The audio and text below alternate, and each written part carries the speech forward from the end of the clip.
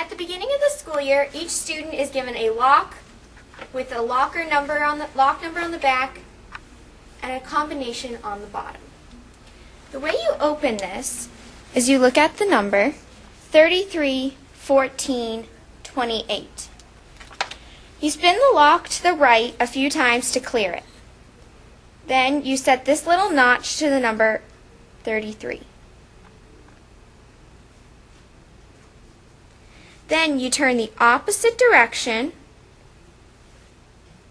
past the number 33 and go to number 14. Then you spin it the other way until you get to 28. Pull them apart and you open it. You separate this little tag and then you take your lock. You slip it into your locker. First of all, lockers look like this. Empty hooks. You can decorate the inside. You slip the locker on. You lock it. Then you write this and keep this number down and keep it somewhere safe so that you can always refer to it. Then when it's lock time, you just spin your combination.